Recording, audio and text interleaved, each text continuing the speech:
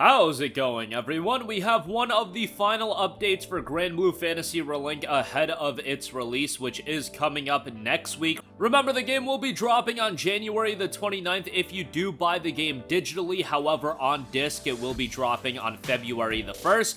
Now, before we get into this video, I just want to ask you guys, please like this video and do leave a comment with your thoughts. It really does help out the channel a lot, and it is much appreciated.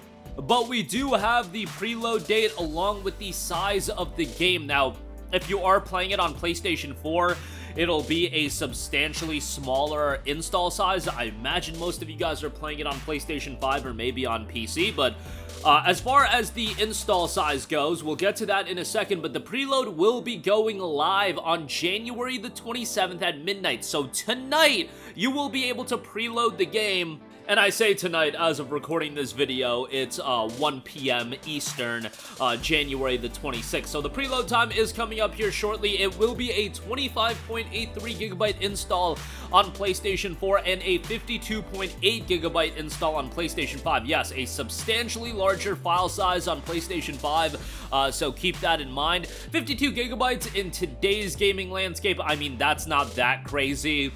Like a Dragon Infinite Wealth and Tekken 8 just both dropped, and I think both of those are over 75 to 80GB, like around that range. So Granblue Fantasy Relink is going to be a sizable JRPG, and it's going to be, you know, less in storage size than a fighting game, and another respectably lengthy JRPG in Like a Dragon Infinite Wealth. The preload will come with the latest update pre-installed for those who pre-ordered a digital copy, though a day one update may be rolled out on launch day, January 29th. Meanwhile, if you purchase the game on disc, you will have to download the update, and of course, the disc release does come out a few days later on February the 1st. It's going to be a hectic period for game releases, guys. I don't know how many of you picked up Like a Dragon Infinite Wealth or Tekken 8. Like a Dragon Infinite Wealth is an interesting one because if you want to play that game, I mean, could you jump into it without playing the other games? I'm playing through it right now, and let's just say I think it would be an absolutely terrible idea to play Like a Dragon Infinite Wealth without at least playing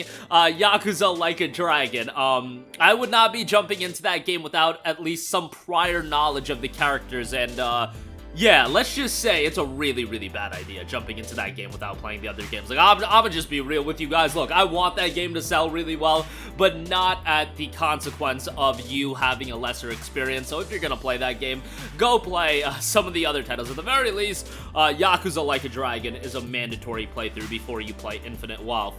But yeah, a lot of us are working through that game. Then come January 29th or February 1st, you've got Granblue Fantasy Relink. I personally am trying to juggle Like a Dragon Infinite Wealth and Tekken 8 right now, and I got a couple games on my backlog that I'm working through as well. Like, it's just a hectic time, and trying to juggle all of these titles, especially someone that's covering video games on YouTube and whatnot, it's a first world problem, don't get me wrong. It's a great problem to have, especially when you got all these big games coming out, but back-to-back releases of colossal JRPGs like a Dragon Infinite Wealth, Granblue Fantasy Relink into Persona 3 Reload. Oh, and a few weeks after that, you have the release of Final Fantasy VII Rebirth. All of the games that I just mentioned, I guess outside of Tekken 8, but hell, even Tekken 8, those are all games that you could theoretically sink over 100 hours into. That is not hyperbole.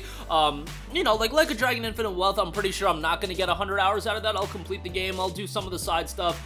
And, you know, at the very least, it's gonna be 50 hours for a lot of these games, and if you have a regular 9 to 5, you have relationships and friendships to uphold, a social life, kids, oh my goodness, like, trying to juggle all of these games as well. Again, first world problem, and it's a good problem to have, and, I just focused on the JRPGs, but of course, you've got games like Banisher's Ghosts of New Eden, Helldivers 2, Skull and Bones, Suicide Squad, Kill the Justice League. You know, some of those games definitely, the excitement level will vary from person to person, but for me, Granblue Fantasy Relink has been a game I've been looking forward to for years and years, so at the very least, seeing this game come out, it does my heart a lot of joy. Unfortunately, I don't think it's ideal for it to be coming out the same week as Persona 3 Reload, and I don't think it's ideal for Persona 3 Reload to be coming out the same week as Granblue Fantasy Relink. Ultimately, I think think both games will be impacted. I get it that these games need to come out when they come out, but Persona 3 Reload coming out on February 2nd is just such a weird one to me, because a week prior, Sega, the publisher, put out another major JRPG in Like a Dragon Infinite Wealth. It just seems like timing-wise,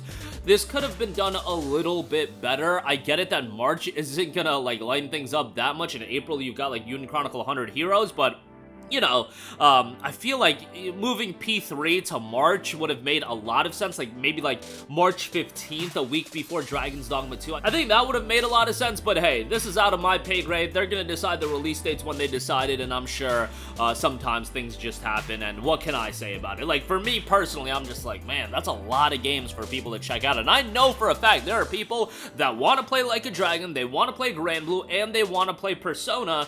How many people are really going to spend 60 to 70 bucks on all of those games? Like a Dragon and Persona are 70, Granblue is 60. It's just that's a hefty price to pay, and then on top of that, the people that do want to check out Tekken or Suicide Squad, that's a lot of money to be spending. Like, sometimes I'm thinking, yo, it's $70 and you get, you know, 50 to 100 hours of experience, but when you're talking about 3 to 5 games at $60 to $70 a pop in the span of like a week or two, like, that's a lot of money to be dropping on these games, and I just hope Granblue at the very least does very well. Now, this is a game that's gonna get consistent updates as well, so post-launch, I do imagine that there's gonna be reason to go back and circle back into the game.